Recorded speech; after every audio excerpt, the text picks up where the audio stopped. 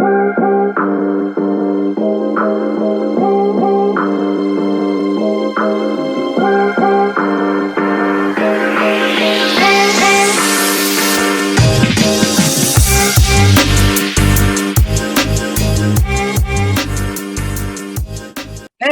what is going on, everybody? Welcome back to Halfback Dynasty.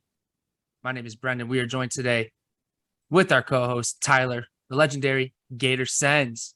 Tyler, how the heck you feeling, my friend? Feeling all right, Brendan. A little Wednesday night action. We're getting through the week here. Not sure what else to say other than that, man. How you feeling? Hey, listen, hump day is always good. I had Monday off, so it's great when you have a day off in the week because you don't just get that day off. Your week becomes only 4 work days. It's all about playing the odds and running the stats through your head. If I'm off on Monday, that means Tuesday is really like my Wednesday, and Wednesday's like my Thursday. So basically Friday's tomorrow, brother. It's pretty exciting. Yeah, I like the way you play that because we all know in the work world, Friday really doesn't count. I mean, you're at work, you're working, you're grinding, getting through, but you don't care. It's Friday. You don't care. It's Friday. You got to get down on Yeah, Friday. You get past lunch and you're like, I don't care what comes across my desk. I'm not doing it. So Yep. At that point, you're clocked out. You're thinking about football. You're thinking about golf on the weekend. Thinking about how you can piss yourself off when you're about to shoot an 80. Jeez, Tyler. Jeez, man. It's all right, though. It's all right. I'm happy if I shoot a 105, brother. yeah, I had quite the meltdown, man. I mean, legitimately in 80s territory. What was crazy about that round is it was my dad, my brother, and I, and we got paired with this random guy, and he played legitimately from the tips, man. Dude shot like a 73 or something. Holy Jesus. That's like amateur level, bro. That's like pro am on any course, no lie. Yeah, he was legit, man. My brother knows a guy that is legitimately a pro golfer, and he said outside of him is the best golfer he's ever seen. This dude he was on it, man. But like most of us, he never hit like a big putt that would have got his round just over the top. He just couldn't really putt well, like all of us. Like me, exactly. Well, luckily you can ease your mind, relax those shoulders, Tyler, because we're talking about top 5 dynasty tight ends. There's a reason we left this position for last because it's arguably the least favorite in the whole fantasy football world, except for people who love Kyle Pitts. But I'm excited. Before we begin this entire series, what we've been doing is we've been rotating. You're tight end 1 or whatever position 1, then me, then you. Before we do that, I would just like to know, what are your general thoughts about the tight end position, and what type of strategy should you have in regards to drafting tight ends, or the importance of having them on your team?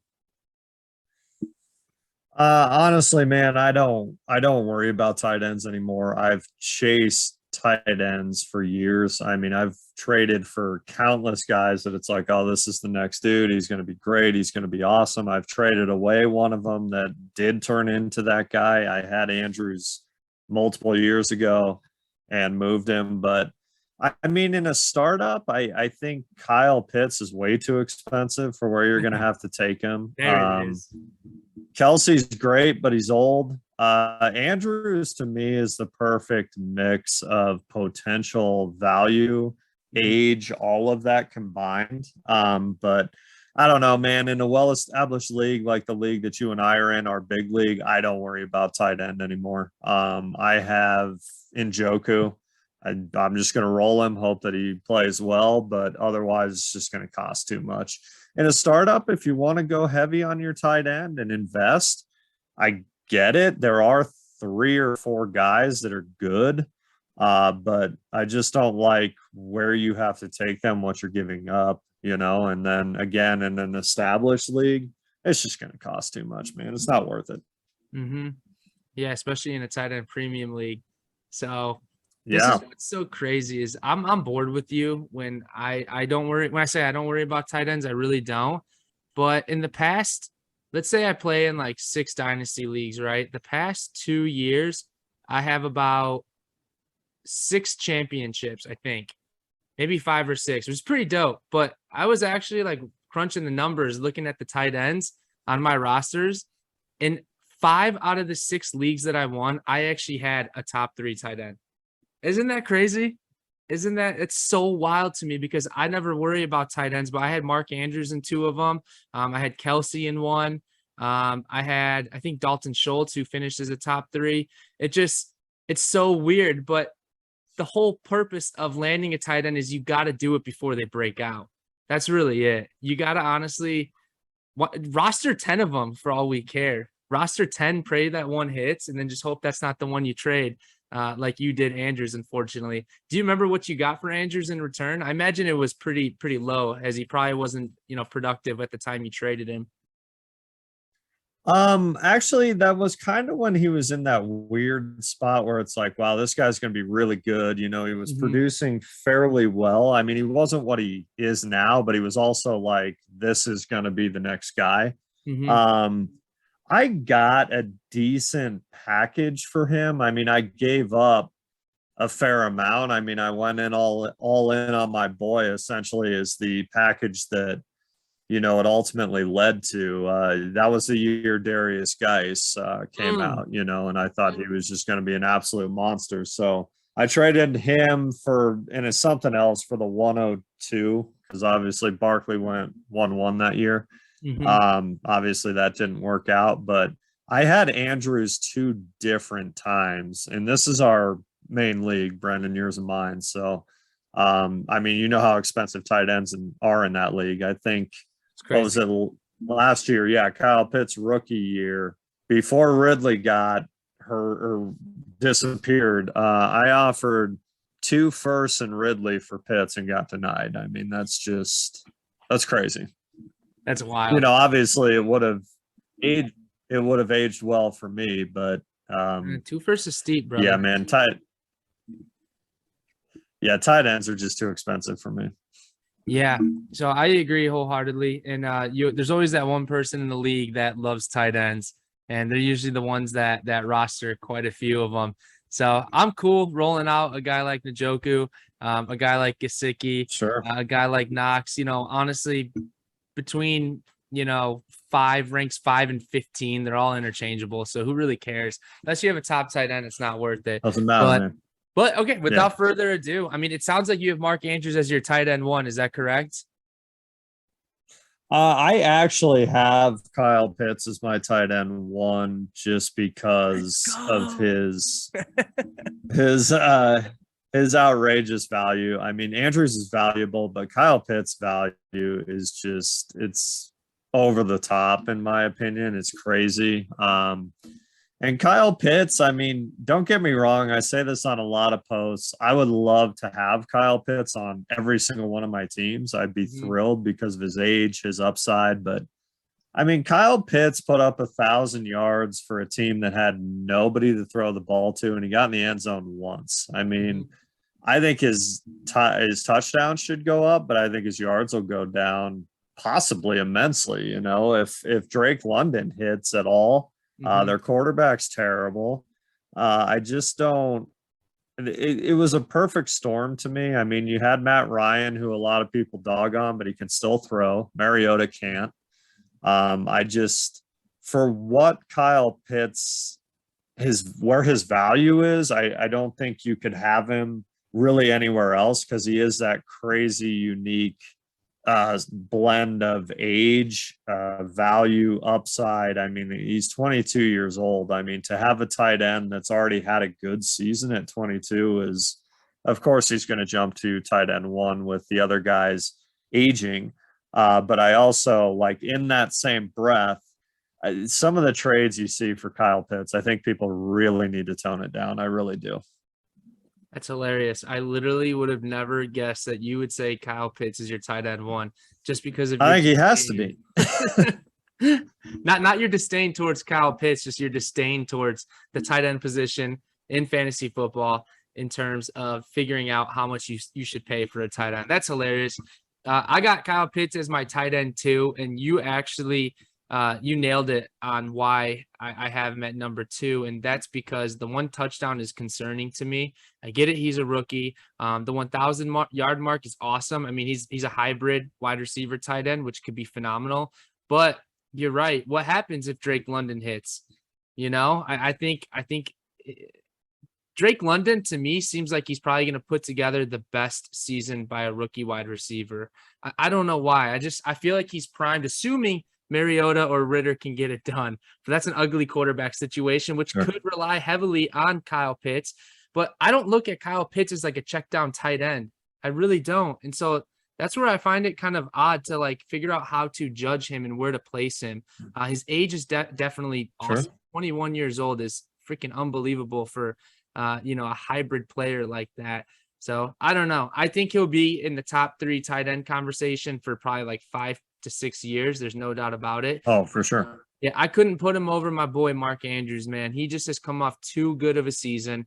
He hasn't hit that edge of age, that cliff, that concerning age. He's only 26, put up over 100 receptions, 1,300 yards, and 9 teeters, brother. To me, that screams as solid as it can get at the tight end position. He's done it a couple years in a row. He's done it on a team that doesn't have that great of a passing game, which it'll probably improve if we're being honest with the emergence of Rashad Bateman, with J.K. Dobbins coming back. I think that offense is primed to be very successful and potent, which can only help Mark Andrews, in my opinion, because he's already the number 1 target for Lamar Jackson and Tyler Huntley, if I must say, because let's be honest, L-Jax is going to miss a few games this year. So tough, interchangeable. I can see between the two. I have to imagine that Mark Andrews is your number 2 guy. Yeah, I have Andrews at 2. And I mean, the last thing to kind of piggyback on you and I just having these guys right there. I mean, to me, Andrews, I think, is a safer player than Pitts as of now. But I mean, these two are almost by default 1 and 2. As much as I think Kyle Pitts is overrated in a way, I mean, who else are you going to put up there? I mean, Kelsey's great, but he's old. Kittle can't stay on the field. Injury. So I mean, I'm not like saying anything negative about Andrews or Pitts, but they're going to stay up at the top for years because who else is going to go up there? There are no options to go up there. But I mean, if I was an out and out contender and all in, I would rather have Andrews than Pitts going for a title, because I think he's safer. I think he has a higher TD floor. He's going to score way more touchdowns, almost by no question, over Pitts. His yardage might not be as good. I'm not sure we'll see his yardage as high as it was, but in an all-in, I'd take Andrews all day. But from a straight value rankings, it's still Pitts to me because of, I mean, Kyle Pitts is valued at a top 15 overall guy. I mean, it's crazy, man. I saw a post the other day that it was a tight end premium league, but it was also super flex. Somebody took Kyle Pitts at the 104 in a startup. Like that's insane to me, like that kind of value to me is why I have Pitts that high, but I'd flip him if I had him. I would trade Pitts in a heartbeat if I had him, for the haul, if you're not getting like value, sure. Great guy to have, plug and play for the next, hopefully, few years, 5 years, 10 years, whatever it is. But, if you can trade him for, I mean, hypothetically, Chase, Jefferson, you're kind of up in that crazy tier. You do it in a heartbeat. And whereas Andrews, I don't think carries that type of value on the market, even though arguably he should.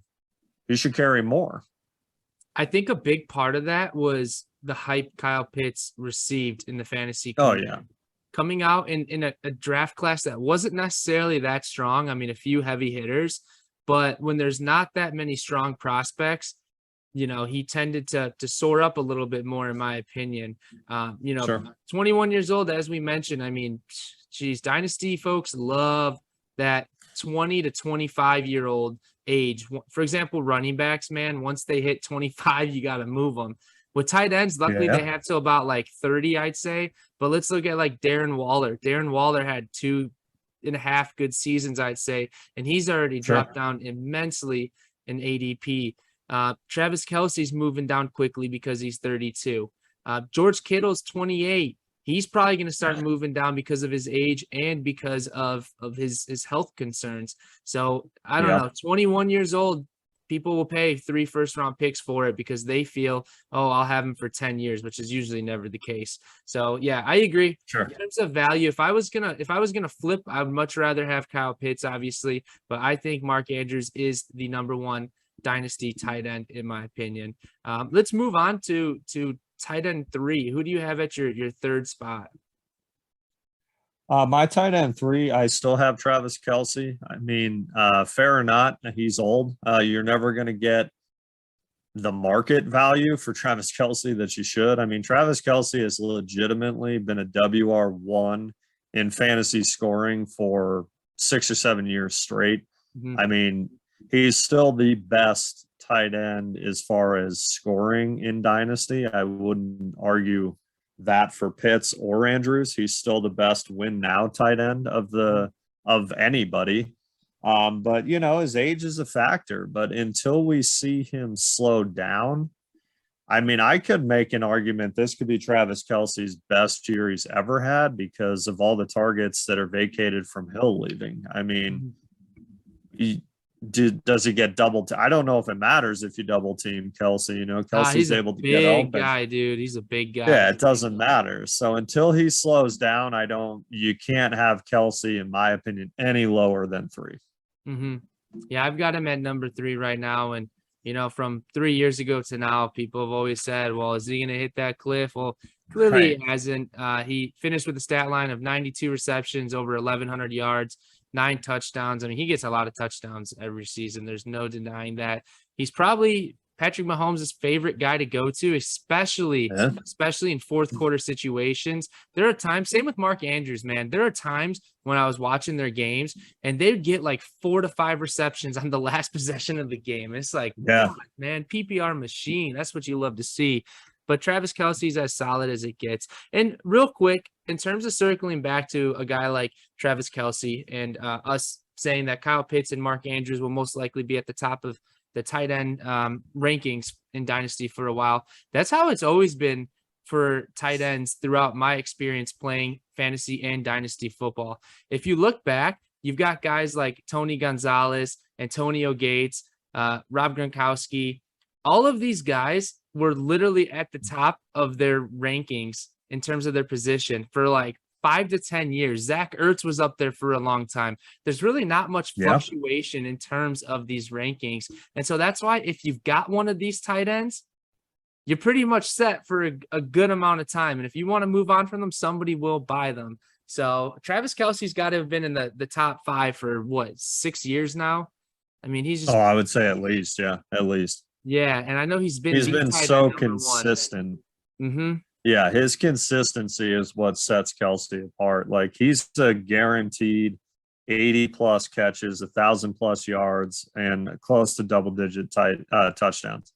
You can't even say that for wide receivers, you know? It's crazy, man. And Travis Kelce is a dope dude. I mean, you see him off field. He's a funny guy, very nice guy. That's the type of attitude you want on your roster, brother. That's the morale my team needs to bring home the ship. So, cool. All right, coming in at number 4, who do you have? 4, I had to go with Kittle. Again, there's age factor that plays in. And again, lack of, like we're saying, man, just lack of options, good options, decent options. You know, a lot of people I see when I'm kind of making comments on posts and things like that say the tight end position is as deep as it's ever been. And that might be true, but what does that mean exactly? Nobody cares, you know, nobody cares about Goddard. Nobody cares about Knox. Like, these guys are okay, but they're not good.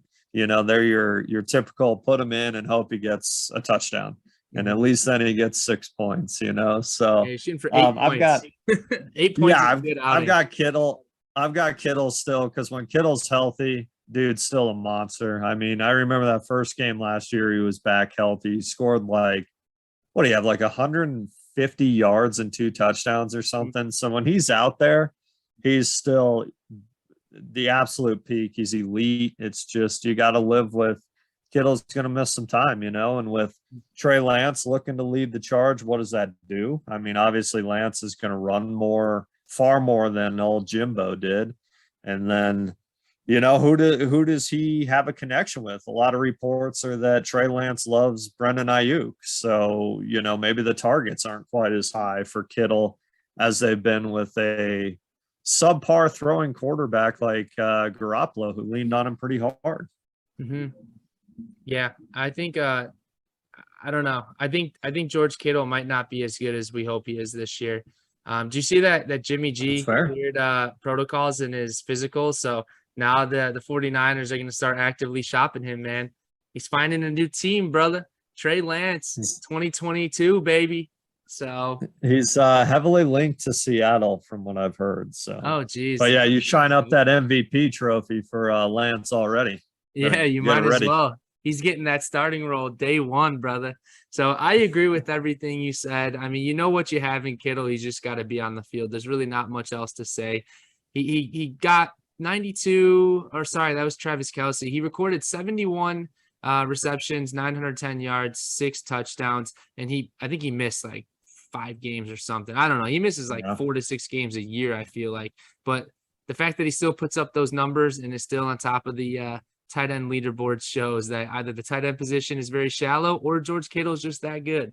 We'll go with the latter. So yeah, his stats are still pretty absurd for missing that many games for a tight end. I mean, you'd be thrilled with your tight end playing every game if they scored that in fantasy. Oh, I would love that. I would love that. Yeah. That game you mentioned when he came back, I played against him and I lost because of him. Yeah, absolutely. Yeah, I got wrecked. It was so nasty. Yeah, he dominated that game, man. So here's where I feel like we might have a difference in ranking right here. Coming in at number 5, I'll let you know who I have. This was a toss-up between a guy that has kind of come out of nowhere and he's under the radar a little bit versus a player that, as you did with Kyle Pitts, I feel like he holds more value and there's still a lot of time for his development. Originally, I was going to put Dalton Schultz or Dallas Goedert at number 5.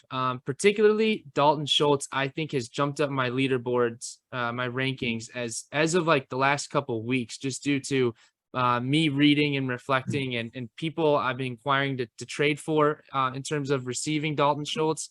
And his price is kind of high, man. His price is kind of high. Sure. I think he has a lot of opportunity in Dallas. So I think he's going to be the guy who moves up my rankings. But I for some reason, I couldn't put him past TJ Hawkinson. TJ Hawkinson holds the number 5 spot on my tight end rankings. That's due to him only being 25 years old. He's becoming acclimated. It looks like he's hopefully healthy, and he should continue to develop. Tight ends take a while to develop. I think that there's a chance that he takes that leap. He recorded 61 receptions. 61 receptions, 583 yards, and 4 touchdowns. Let's be honest, Detroit's offense can only get better. I mean, how many years in a row can they be just god awful? They've got Jameson Williams now. They got DeAndre Swift. They got Jared Goff, who's okay, right? He can support them. TJ Hawkinson. So that's why I had to put him at number 5. I think he has a lot of potential still, and I feel like we haven't seen the best of him. So that's who I got. Who's coming in at your number 5? I'm going to echo some of the things you said. I had Dalton Schultz kind of right in this range. I still had Waller in this range. I think with Adams in town is going to open up a ton of room for Waller. I mean, Waller's a PPR beast. Just needs health, but I'm with you. My tight end 5 was TJ Hawkinson. A lot like Kittle, Hawkinson needs to stay on the field. That's kind of been one of his biggest issues. And then just inconsistency in the offense. But I went with Hawkinson as well for all the reasons you said. I think he's got a lot of room to grow. He has the age, whereas Waller does not. But I'm with you. I think, a little bit off topic here. I think the guys that stand the chance to jump up the most this year would be Schultz. David Njoku is finally going to be the tight end in Cleveland. He's got all the athleticism, all the skill, and Alberto. You know, if I had three guys that, you know, I was going to put my eggs in their basket and hope for the right price to get a set and forget, those would be the three guys I'd be price checking. You know, Alberto, obviously, Njoku's got a ton of hype, but I think with Watson looking to probably not be the starter maybe at all this year, I think his hype will die pretty severely. So you might still be able to get him for a reasonable price. And then same with Alberto, man, with Wilson getting to Denver. I mean, that's going to bump his stock way up too. But I think we could see a little bit of movement within the top 5 or 6. You know, I think if Kelsey does slow down, he'll drop big time just because of age. Kittle could drop immensely. Waller could. So yeah, you might see a couple new faces moving up come next offseason. Hey, well, at least we know Kyle Pitts is the dynasty asset #1 overall. So that's awesome, man. I love seeing the guard change. There's no question. Oh yeah, no doubt, no doubt. But I love seeing the guard change. I love seeing rankings shift and fluctuate. It's a good way to kind of track how good you are at dynasty football as an owner if you can stay on top. Because remember, it's always better to be a year early than a year too late. So go send out those late round draft picks and accumulate those Adam Troutmans. You know what I'm saying? You just never know. It's a crapshoot at this point. And actually, off the top of my head, I'm pretty sure George Kittle and Travis Kelce, guys like that, dude, I think they were like 4th, 5th round draft picks. I'm pretty sure. And I'm pretty sure they were like 3rd round rookie draft picks for fantasy football within their respective draft class. That's how you know it's such a crapshoot. Besides, obviously, TJ Hawkinson was a 1st round draft capital. Kyle Pitts was 1st round. It just is a crapshoot, man. And that's why you fade the position. That's all I got, Tyler, for today.